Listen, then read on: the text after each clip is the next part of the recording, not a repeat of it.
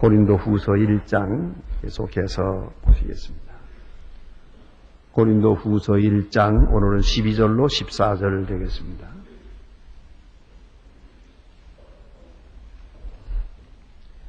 고린도후서 1장 12절로 14절까지 한 보겠습니다. 다 같이 목소리를 같이 해서 한 목소리로 읽으시겠습니다.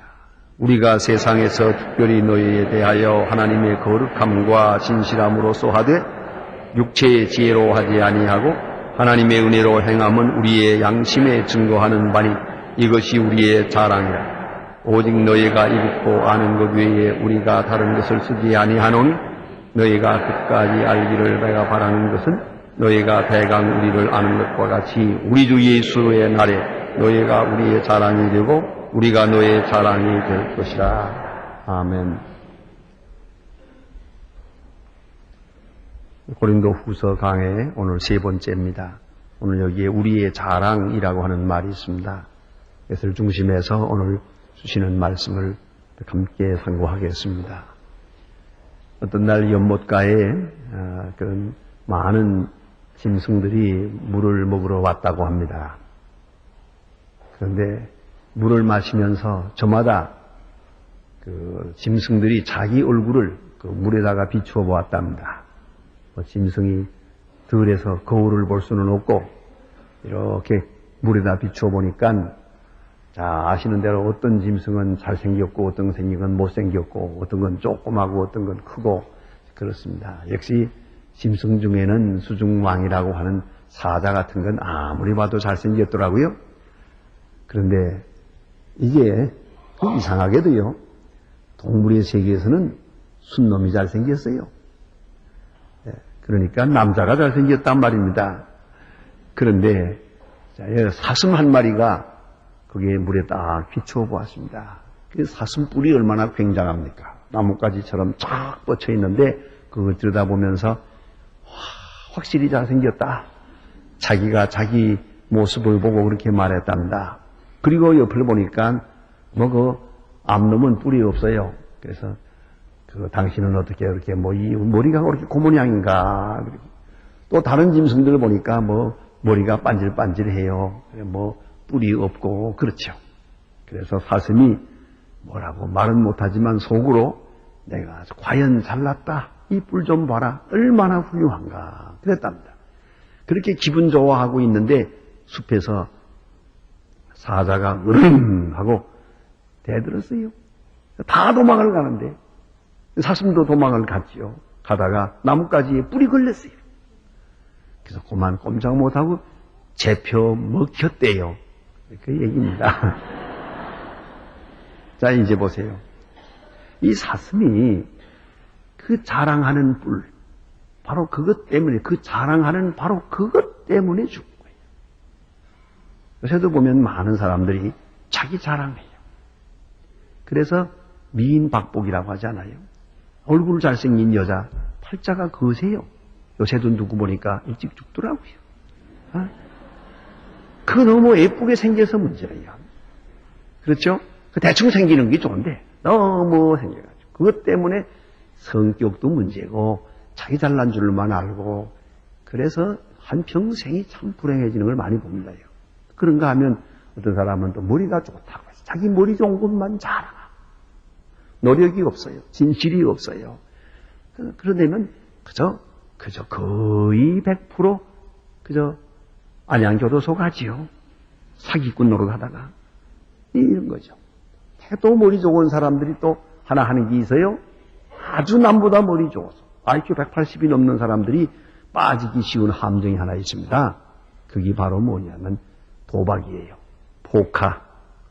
이거 머리 좋고 저처럼 머리 나쁜 사람은 상대도 못해요. 전 배우다 말았어요. 도저히 제 머리 가지고는 못하겠더라고. 우선 그거 다 기억을 할 때가 없고 그것까지 머리가 안 돌아가요. 그런데 이 머리가 이건 보통 머리가 아니죠. 아니 내 손에 있는 것도 다 모르는데 남의 손에 있는 것까지 다 보는 사람들이니 그게 보통 머리예요. 아무튼 간에 그렇게 머리 굴리다가 결국은 그것 때문에 패가 망신하는 거 아닙니까? 가만히 보면 자랑. 도대체 당신은 뭘 자랑하고 있어요? 그 자랑이 뭐냐 하는 게 문제고, 그 자랑이 자기로서는 자랑이 될지 몰라도 그것이 바로 내가 죽는 함정이라, 내가 망하게 되는 이유가 된다. 그것을 알아야 합니다. 그래서 예컨대 어떤 사람은 돈을 자랑해요. 그거 한심한 거죠, 뭐. 아무것도 아니죠. 지식이라는 거, 요새 같은 세상에 과거에 가졌던 지식이 무슨 의미가 있습니까? 그 옛날 얘기 이제 할 필요가 없습니다. 또, 건강, 그것도 그래요. 그게 믿어볼 게 되나요? 어느 아침에, 하루아침에 병자로 나타나고 되고요. 명예, 지위, 권세, 그 어느 거 하나도 자랑거리가 될 만한 것이 없습니다. 제가 결혼 주례할 때마다 오늘도 얘기했습니다만 꼭 얘기를 합니다. 부부간에 제발 자기 자랑하지 말라고, 잘난 체 하지 말라고. 그 잘난 체 하면 끝나는 거예요. 자기 자신이 불행한 것이에요. 잘난 체 하면 친구도 없죠. 고독하지요. 또 마지막에 자기가 못났다는 걸 알게 될 때 허무하죠. 처음부터 못난 줄 알고 살면 좋은데 잘난 줄 알고 있다가 보니까 아무것도 아니더라고요. 그러지면 안 되죠. 그렇기 때문에 문제가 되는 겁니다. 무슨 얘기지만 바로 며칠 전에 제가 우리 구역 권사들 때 얘기했습니다. 우리 교회의 어떤 권사님이 그랬다고 저도 전해 들은 얘기입니다. 며느리가 며느리하고 아들이 이렇게 집을 나가서 사는데 몇 달 후에 한번 방문해 보니까 부엌에 들어가 보았더니 전혀 밥 해먹은 흔적이 없더랍니다. 이거 어떻게 이럴 수가 있나 해서 며느리 보고 야 밥은 안 해먹냐 그러니까 아침에는 우유 먹고 나가고요. 점심은 각자 해결하고요. 저녁에 회식하고요. 그래서 밥을 할 일이 별로 없습니다. 아이고 내가 어떻게 키운 아들인데 따뜻한 밥을 해줘야지 그래서 되겠냐. 왜 밥을 할 줄 모르냐. 그리고 좀 잔소리가 좀 심했대요. 그러니까 며느리가 시어머니 좀 이리 들어오세요. 문 딱 잠그고 한마디 하더랍니다. 어머니 컴퓨터 할 줄 아세요? 영어 할 줄 아세요? 파이프 칠 줄 아세요? 피아노 칠 줄 아세요? 5가지를 물어보는데 하나도 하는 게 없더래요. 그다음에 딱 부러지게 말하는데 밥 하나밖에 못하면서 뭘 그렇게 큰 소리 치세요? 그러더래요. 그래서 손 바짝 들었대요. 알았다. 다시는 말 안 할게. 굶든 먹든 너 마음대로지. 내가 난 소리 할 게 뭐냐. 정신 차리세요. 밥 하나 하는 거 가지고 뭘 재세요. 그렇게 못돼요. 세상 자꾸 변하고 있기 때문에요. 과거에 좀 뭘 했다. 그게 별거 아니에요. 빨리 잊어버리세요. 그거 다 아무것도 아니에요. 어쨌든 자랑. 도대체 뭘 자랑하고 사느냐는 거지. 그런데 자랑은 없어서는 안 돼요. 자랑이란 뭐냐 하면은 자랑은 교만하지 아니한 숨어있는 긍지예요. 이건 속에 있어야 돼요. 적어도 나는 이게 있다. 뭔가 있어야 돼요. 자랑 없으면 죽은 거예요. 자랑 없으면 살 수가 없어요.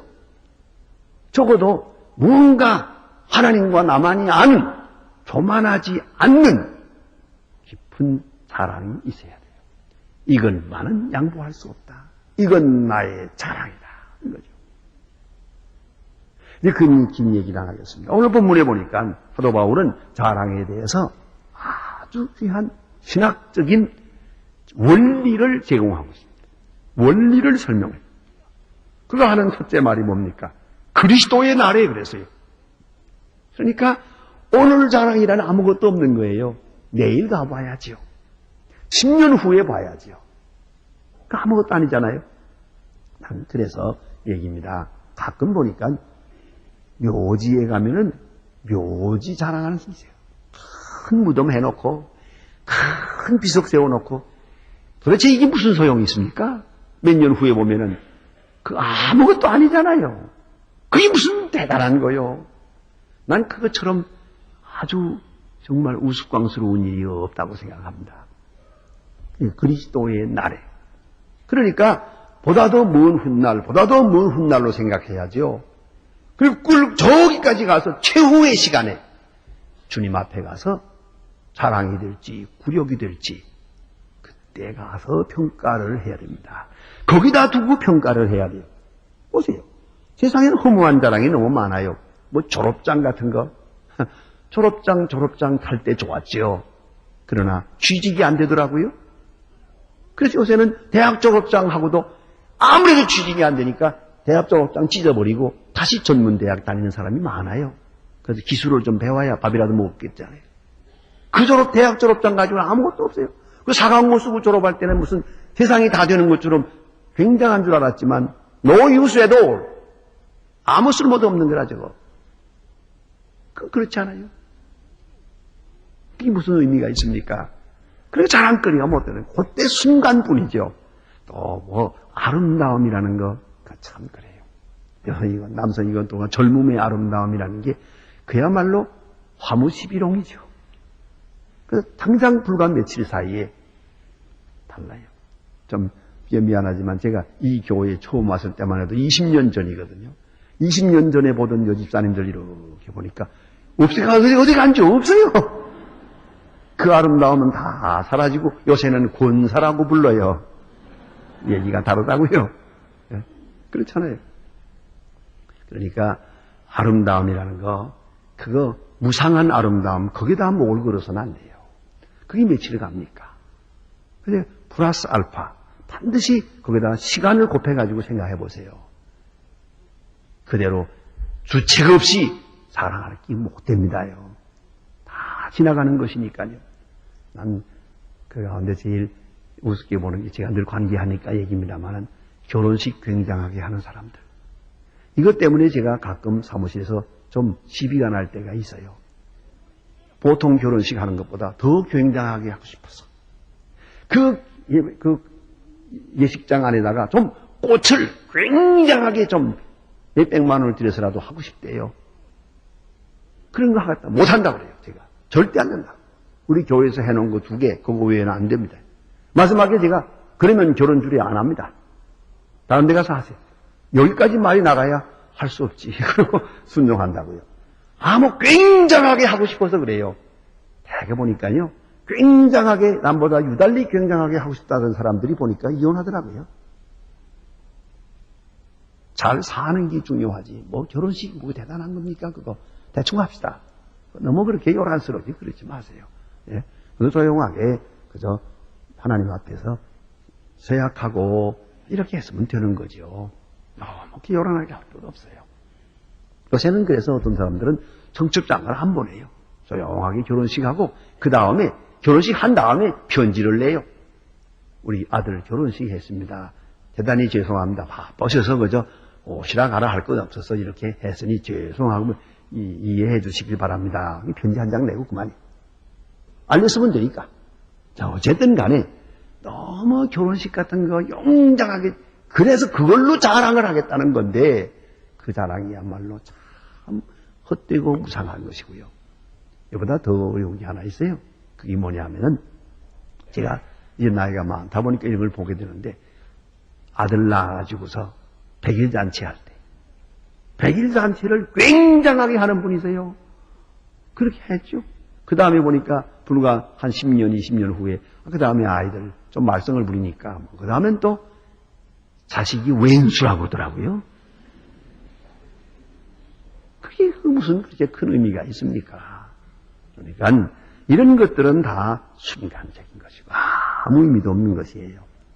그런 거로 참 자랑이 뭔가? 그것은 보다 더 미래, 보다 더 후에 그렇잖아요. 그래서 사람은 장례식 때 봐야 한다고 하잖아요. 그때 가서 평가가 나는 것이고 좀 더 나아가서는 그리스도의 날에 주님 재림하실 때 주님 앞에 가서 거기서 너희는 나의 자랑이 되리라. 나는 너희 자랑이 되리라. 이 말씀하십니다. 영국의 대부호인 캐리라고 하는 분이 계셨어요. 그의 아들 가운데 조지하고 윌리엄이라고 하는 아주 참 어렸을 때부터 총명하고 잘난 두 아들이 있었는데 얘들이 아주 공부를 잘하고 정직하게 신실하게 살아서 옥스포드 대학을 나옵니다. 아버지는 기대가 컸습니다. 이 두 아들이 이 캐리 가문의 아주 큰 명예를 높여주는 훌륭한 두 기둥과 같은 아들이 될 것이라고 믿었습니다. 정말로 큰아들 조지는 국회의원이 되고 사업수완도 있어서 돈을 많이 벌어들였습니다. 그리고 많은 사람에게 존경받는 그런 사람이 되어서 아버지의 마음은 흐뭇했습니다. 그런데 둘째 아들 윌리엄은 엉뚱하게 아주 느닷없이 그는 모든 것을 버리고 인도로 선교사로 가겠다는 겁니다. 깜짝 놀랐죠. 강력하게 만류했습니다. 왜 하필이면 선교사냐? 왜 그 미개인들, 야만인들 속에 가서 한평생을 살라고 하냐? 그렇게 말렸지만은 아무도 그를 만류할 수 없었어요. 고집을 꺾을 수가 없었어요. 그래서 그는 선교사로 갑니다. 자, 이제 두 사람이 다 죽었어요. 대형 백과사전에 엔사이클로피디아 브리타니카 이 대형 백과사전에 두 사람의 이름이 다 나오는데 윌리엄 캐리는 무려 한 페이지 반을 거기에 기록하고 있습니다. 그런데 그 형의 이름은 윌리엄 조지는 윌리엄 캐리의 형님이다 라고 하는 말밖에 없어요. 자, 보세요. 누가 자랑스럽습니까? 예? 우리는 사람을 착각하고 있어요. 그러니까 오늘 당장 잘 됐느니 못 됐느니 성공했느니 실패하느니 그런 소리 하지 마세요. 조용히 기다리세요. 그리고 누가 정말로 자랑스러운 사람이 되는가는 저 훗날에 보아야죠. 특별히 그리스도의 날에 바울은 참 굉장한 말씀을 하고 있어요. 그날에 자랑이 돼야 그게 자랑이지. 그날에 가서 부끄러워질 수 있고 소용없이 되고 오히려 욕스러운 일이 된다면 그건 자랑거리가 될 수가 없는 겁니다. 자, 그러면 두 번째 사도 바울이 생각하는 건 뭐냐 하면 피차 자랑하는 자랑이옵시다. 너희가 우리의 자랑이 되고 우리가 너의 자랑이 되리라. 이거 굉장한 소망적이요 덕이요 믿음이 여기에 피력되었다고 생각합니다. 그런 의미에서 자랑을 세 가지로 분석하고 있어요. 하나는 내가 나를 자랑하는 자랑이 있어요. 자기 자랑. 요새는 PR 시대니 뭐니 해가지고 자기 자랑을 곧잘 합디다요. 그래서는 명함을 보면은 작은 명함에다가 도대체가 이름이 어디 있는지 찾아보려고 한참 봐야 돼요. 뭘 많이 써놨는지. 또 어떤 사람은 요새는 또 명함 속에 자기 사진도 넣어요. 큰 사진을 넣어가지고 어쨌든 자기 자랑 많이 하는 시대예요. 자기 PR 그런 그 풍토가 되어버렸는데 그러다 보니까 참 문제가 많습니다. 두 번째 문제는 내가 남을 자랑하고 남이 또 나를 자랑하는 거예요. 그런 자랑이 있어요. 다시 말하면 사실은 부모를 자랑해요. 부모를 자랑하는 거 아니에요. 여러분은 남을 얼마나 자랑합니까? 근데 가만히 보면 사람의 마음에 아주 헛된 것이 있어요. 시기 질투. 그것이 있어가지고 그 남을 자랑하는 것을 싫어하고 남을 또 누가 좋은 칭찬 같은 거 하면 옆에 있다가 꼭 조치는 사람이 있어요. 거기서 별것도 아닌 거 가지고 꼭 그렇게 얘기하는 사람이 있어요. 그러고서 얼굴을 보니까 그 사람은 더 시원치 않더라고 보니까요. 이게 바로 문제라고요. 여러분이 인격이 어디까지 왔나 스스로 진단해 보세요. 다른 사람들이 누굴 칭찬할 때 곧 내 마음도 좋아져서 그래 맞아 그분 참 좋은 사람이야 이렇게 곧 느껴지고 말이 나가면 여러분 좋은 사람이고요. 이상하게 남 칭찬하는 얘기 들을 때는 조금씩 비꼬예요. 그러거든 앞으로 회개 많이 해야 됩니다. 그게요. 몇 번 더 중생해야 됩니다. 그것 가지고는 사람 뜻을 알 수가 없어요. 칭찬이 즐거워야 돼요. 칭찬이 아주 성품이 돼야 돼요. 성품이. 아주 중요한 것이에요. 얘기를 해서 미안합니다만 언젠가 한번 제가 인천에서 목사로 있을 때 원로 목사님을 모시고 있었어요. 그런데 제가 총회 사무실에 들어갔더니 그 아주 총회 사무실에 있는 총회장 여러분들이 만나서 인사를 하면서 안녕하십니까? 교회 다 평안하십니까? 그래요. 그래서 내가 잘 있습니다.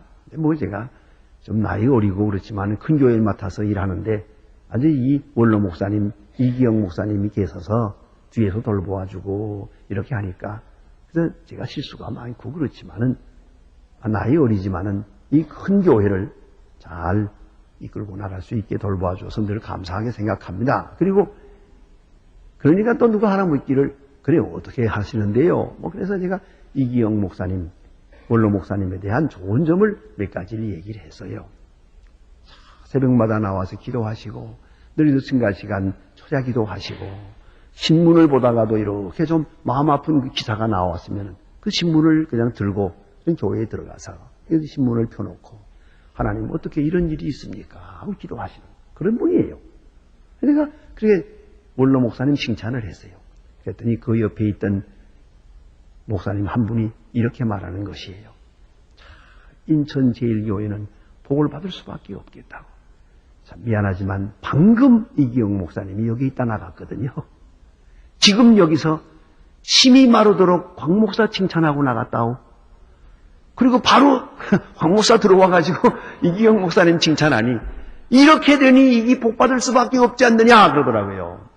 요새 보면 원로 목사와 본 목사 사이에 문제가 많고 합니다만은 저는 원로 목사님을 모시고 11년 있었어요. 그러나 얼마나 좋았는지 몰라요. 얼마나 힘이 되고 서로서로 얼마나 아끼고 얼마나 고마운지. 자, 그리고 어디서 그러냐? 마음 중심에서부터 다른 사람을 자랑하는 마음이 있어야 돼요. 다른 사람을 높이는 마음.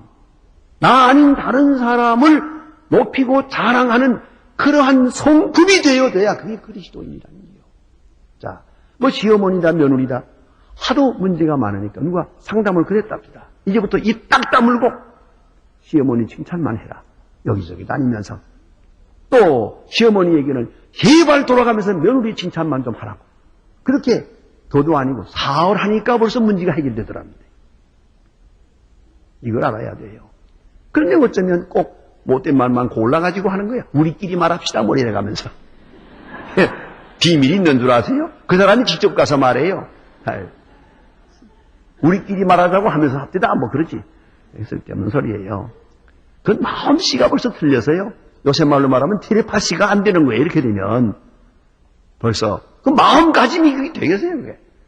그래서 남을 칭찬하는 마음, 또 나가서는 남을 자랑하는 마음. 그의 자랑이 내 자랑이에요. 남의 일을 자랑하는 그것이 필요하고요. 그럴 때에 합쳐지면은 서로 자랑하는 거예요. 갑은 을을 자랑하고 을은 갑을 자랑하고 남편은 아내를, 아내는 남편을 돌아가면서 자랑해요. 그런데 이게 직접 칭찬하고 자랑하고 틀리는 거예요. 칭찬은 맞대고 하는 거지만 자랑은 제3자에게 하는 거예요. 그러면 이 말이 돌아서 그리 들어가요. 그게 다른 거예요. 이래서 좋은 말이 두루두루 퍼지게 될 때 서로 마음이 열리고 화목하게 되고 사랑하게 되고 존경하게 되는 것이란 말이에요. 이게 참으로 아름다운 일이옵니다. 그런데 오늘 본문은 좀 더 심각한 말씀이 여기에 있습니다. 그것이 뭐냐면 이건 참으로 아름다운 얘기입니다. 사도 바울이 처한 그 당시의 그 콘텍스트를 보면, 이 문맥을 볼 것 같으면 지금 고린도 교회는 사도 바울의 마음을 참 아프게 합니다. 아주 골칫거리요. 지금으로 말하면 문제의 교회입니다. 바울에 대해서 얼마나 많은 비난을 하는지 모릅니다. 그가 11장에 가서 고린도후서 11장에 보면은 그 변명하는 얘기들을 들어보면요, 바울이 얼마나 마음이 아팠는지 몰라요. 그들이 사도권을 무시해요. 바울이 무슨 사도냐? 사도도 아니야. 그 예수 핍박하던 사람이요, 전도인이지. 그러니까 저렇게 자기가 자비량하고 다니면서 전도하는 거 아니냐? 베드로는 아주 동부인 해가지고 다니는데 이 사람은 혼자서 제밥 벌어가면서 다니는 거 보면 시원치 않은 사람이다. 이 사람이 글은 잘 쓰지만 말을 할 때는 쫄렬하다. 멀리서는 굉장한데 만나보면 별거 아니다. 별소리가 다 나요. 심지어는 뭐 좀 도와줘 놓고서는 얼마나 도와줬는지 모르겠는데 이 일을 탐하는 자다. 뭐 못할 비난을 많이 해요. 이 비난을 다 듣고 있어요 지금. 바울은 너무 괴로워요. 그런 가운데도 그는 생각합니다. 지금은 너희가 나를 비난하고 있지만은 언젠가는 나를 자랑할 때가 있을 것이고 주님 앞에 갔을 때는 너희들이 주님 앞에 가서 나로 인해서 예수 믿게 된 것을 생각하면서 나를 자랑하게 될 것이다. 이렇게 내다보고 있는 거예요. 지금 아무 변명도 없어요. 그리스도의 날에 분명히 너희는 나의 자랑이 되고 나는 너희 자랑이 될 것이다. 이렇게 말하고 있습니다. 지금으로서는 많은 비난을 듣고 있고 바울 자신의 마음도 아픕니다. 그래도 그는 멀리 내다보는 소망이요 기대요 이것은 종말론적 신앙입니다. 반드시 그리스도의 날에는 너희가 나를 자랑하게 될 것이다. 나 또한 너희들로 인해서 그리스도 앞에 가서 자랑할 때가 반드시 있을 것이라고 말합니다. 그리고 구체적으로 바울이 지금 스스로 마음에 가진 비밀한 자랑이 있습니다. 몇 가지를 볼 수가 있는데요.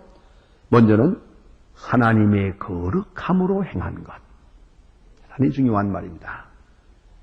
업적을 자랑하고 있지 않아요. 지식을 자랑하고도 있지 않아요. 내가 세운 교회다! 뭐 그런 말도 하지 않아요. 창업자, 즉 교회 창설자가 되었다는 이야기도 하고 있지 않아요. 오직 나는 거룩함으로 했다. 거룩함이란 뭐냐면 하나님께 대한 경건이요 동시에 윤리적으로 보면 순결이옵시다. 경건과 순결, 이 거룩함입니다. 유대 사람들이 소위 히브리적 관념에서의 신앙 생활을 또 하나님께 대한 자세를 딱 한마디로 요약하면 그것이 바로 거룩입니다. 하나님도 거룩한 분이요 우리도 하나님 앞에 나갈 때는 거룩한 모양으로 나가야 됩니다. 거룩함, 이것은 하나님께로 향하는 마음이요 동시에 하나님께로 향하면서 순결한 것을, 깨끗한 것을 말해요. 하나님을 바라보면서 순결한 것. 그런 거로 바울에게서는 이것이 자랑이에요. 거룩함이 자랑이다. 여러분, 주의를 거룩히 지켜요. 그게 자랑이에요. 나는 하나님의 말씀을 소중히 여겨요. 그게 자랑이에요. 나는 다른 건 몰라도 하나님 앞에 경건하게 사는 그것. 그게 자랑이에요. 어느 아들이 하도 어머니 속을 썩이니까 그 어머니는 딱 한마디 하더만요. 내가 너를 위해서 항상 기도하고 있다는 것만은 잊지 말아다오. 그러니까 자식이 소리 지르면서 쓸데없는 소리 하지 말라고 그래도 아니. 그러나 이건 잊지 마라. 그 얘기를 해요. 그 아들이 월남 군인에 나갔어요. 군인에 나가서 부상당했어요. 이상하게도 눈만 감으면 어머니 생각이 나는데 어머니 생각은 오직 하나. 어머니가 나를 위해서 기도하고 있다. 그래서 그 아들이 뭐라고 소리 지른지 아세요? 나는 하나님이 계신지 안 계신지 모릅니다만은 우리 어머니의 하나님 계시거든 나 좀 살려주시오. 그랬대요. 그래가지고 그 병에서 나왔고요. 돌아와서 신학을 하고 목사가 돼가지고 지금 미국가 있습니다. 내가 왜 이 말씀 드리는 거 하니? 자, 그 어머니 부족한 것도 많아요. 잔소리도 많아요. 다 잘한 것만이 아니요. 그러나 어머니가 그 자식에게 깊은 인상을 주었는데 그것은 기도의 어머니요. 거룩함이요. 경건이요. 바울은 지금 말합니다. 내가 자랑하는 것은 거룩합니다. 거룩함으로 행한 것, 그걸 내 긍지다. 이 자랑 1번지요. 그 다음에 하는 말이 진실함으로 했다. 진실이 자랑이라는 것이에요. 여러분, 많이 번 것은 자랑이 아니에요. 정직하게 산 게 자랑이죠. 부정해가면서 돈 많이 벌어봐도 자식들에겐 별로 감동이 없어요. 적어도 자식들에게 줄 수 있는 감동은 진실이에요. 오직 진실이에요. 진실함으로 했다. 그런 얘기입니다. 그걸 알아야 돼요. 정직하게 진실하게. 그것이 자랑이에요. 그래, 가끔 그런 얘기를 합니다만은, 자, 이러면 어떻겠습니까? 아이들을 놓고, 어머니는 아이들 앞에서 남편을 자랑하고, 남편은 아이들 앞에서 부인을 자랑해요. 구체적으로 말하면, 너희 아버지가 돈은 잘 못 벌어온다마는 신실한 사람이다. 만일에 너희 아버지가 남들처럼 부정했다면 너희 아버지도 돈을 많이 벌었을 것이고 너희들을 호강시켜 줄 수 있는지도 모른다. 너희 아버지가 가난하게 사는 것은, 우리가 다 가난하게 살아야 하는 것은 너희 아버지가 정직하기 때문이다. 이 말이야말로 가장 귀한 가정교육이에요. 그런가 하면 또 남편으로서는 아이들에게 뭐라고 하겠어요? 너희 어머니가 생긴 건 시원치 않게 생겼다마는 좌우간 정직한 건 틀림이 없다. 아주 진실한 분이다. 어때요? 너희 어머니의 말에는 절대로 거짓이 없다. 그걸 배워야 한다. 얼마나 멋있어요. 우리는 종종 알게 모르게 아이들에게 거짓말을 가르쳐요. 왜요? 아이들에게 약속하고 약속을 못 지키면 거짓말을 가르쳐 주는 게 되는 거예요. 다른 건 유산으로 못 줘도 좋아요. 돈이 없어도 좋고 좋은 집이 없어도 좋아요. 단 이 정직함과 진실을 유산으로 주고 이거를 긍지로 삼을 수 있어야 돼요. 적어도 이것은 나의 자랑이다 이거예요. 예? 가진 못된 짓 다 해가면서 너희를 위해서 돈 벌었다. 아이들이 좋아하는 줄 아세요? 그 반갑지 않은 소리예요. 진실이 자랑의 뿌리요. 여기서 빗나가면 안 되는 거예요. 또한 좀 더 신학적인 말씀을 합니다. 은혜도 행한 것이 자랑이다. 은혜대로 했다. 그게 설명이 붙어요. 육체의 지혜를 하지 않고 육체의 지혜, 인간적인 지혜, 철학적 지혜로 하지 않고 오직 은혜대로 행한 것이 자랑이다. 그는 고린도전서 2장에서부터 말합니다. 내가 너희 가운데 있을 때 힘이 떨었노라. 한번 큰 경험을 했습니다. 그리고 오직 십자가만 생각하기로 했다. 십자가 외에는 알지 아니하기로 했다. 은혜대로 했다. 은혜의 복음만 전하고 인간적인 지혜나 인간적인 능력이나 인간적인 것 다 생각하지 않았다. 오직 은혜대로 너희들에게서 행했노라. 그 말은 여러 가지 의미를 가집니다. 선교하면서 늘 하나님께 감사하는 마음으로 배고파도 감사하고 고난을 당해도 감사하고 핍박을 당해도 감사하고 왜? 하나님이 나를 부르셔서 다메섹 도상에서 불러서 선교하게 하니까. 이걸 잊지 말아야 돼요. 하나님의 일하는 사람은 무슨 일을 해도 그 일 자체가 은혜요. 이 일이 주어졌다는 게 은혜요. 이 기회가 주어졌다는 게 얼마나 큰 은혜입니까? 그렇기 때문에 은혜 외에 다른 생각을 해서는 안 돼요. 그 말은 또 다른 말로 말하면 전혀 보상을 바라는 마음이 없었다는 말이에요. 이거 해서 칭찬받을까? 이거 해서 무슨 수익이 돌아오나? 그거 아니에요. 돈 버는 것도 아니고 명예를 버는 것도 아니고 칭찬을 버는 것도 아니에요. 다만 하나님께 받은 은혜로 행한 것이 그것이 자랑이에요. 나는 오직 은혜로 행했다. 이것이 바울이 말하는 자랑이에요. 철저하게 율법주의로부터 벗어나는 것이고 보상심리로부터 무관한 것을 말합니다. 오직 은혜로, 십자가의 은혜로 그렇게 내가 너희들 가운데서 행한 것, 이게 자랑이다. 또 하나 있습니다. 이 자랑은 나의 양심이 증거하는 바다. 그래서요. 자기가 자기를 인정해야 합니다. 뭐라 해도 자기 자신이 자기를 제일 잘 아는 것입니다. 자기 양심이 자기를 정죄하면 헤어날 길이 없습니다. 남이야 뭐라고 하든 말든 내 양심이 내 자랑을 인정해야 됩니다. 내 양심이 인정을 해야 돼요. 내 양심이 성원해야 돼요. 내가 옳다 하고 인정을 해줘야 돼요.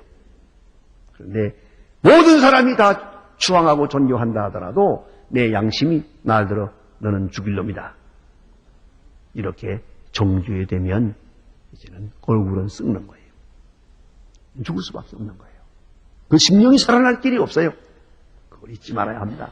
사도 바울은 이래서 비록 여러 가지 어려운 여건에 살지만은 그는 확실히 영적으로, 사회적으로, 신앙적으로 건강했어요. 내 양심이 증거한다. 뒤에 다시 읽게 됩니다만은 고린도 후서 읽어나가면 또 그런 말이 있습니다. 이 자랑은 절대로 빼앗기지 아니하리라 그랬어요. 누구에게도 빼앗기지 아니하리라. 왜요? 하나님 앞에 거룩함으로 하고 진실하고 은혜대로 행하는 것, 이 자랑은 내가 절대로 누구에게도 빼앗기지 아니하리라. 이렇게 확실해서요. 이건 교만하지 않는 자랑이에요. 이것이 그의 힘이요, 선교열이요, 능력이었다고 생각합니다. 저는 추도식에 가든가 장례식을 할 때 인도하면서 꼭 기도하는 가운데 그 기도 내용 중에 꼭 포함시키는 한 기도 제목이 있습니다. 그것은 남편이 죽었든 아내가 죽었든 아이가 죽어도 상관없어요. 오늘 여기서 이렇게 세상을 떠나면서 서로 헤어집니다마는 주님 앞에 갔을 때 서로 자랑할 수 있는 사람들이 되길 바랍니다.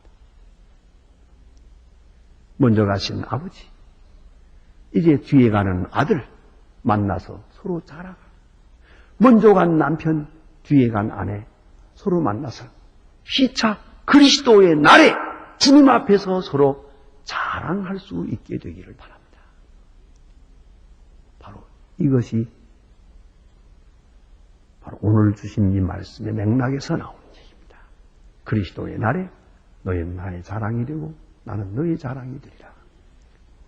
얼마나 귀한 말씀입니까? 여러분, 모름지기 주님의 날에 나는 여러분을 소망교회 교인으로 함께하게 된 것을 자랑할 것이고, 여러분은 또 그날에 황 목사님을 우리가 목사님으로 모신 거 그 자랑하게 될 것이고, 서로 이렇게 오늘도 내일도 서로 자랑하는 것, 거기에 진정한 행복이 있고 삶의 의미가 있는 것이옵시다. 기도하십시오.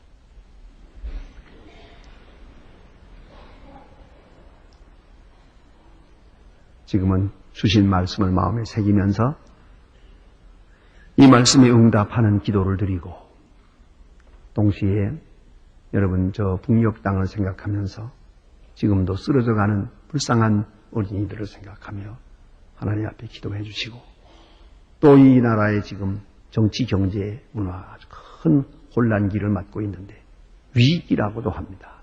그러나 너무 그렇게 걱정하지 맙시다.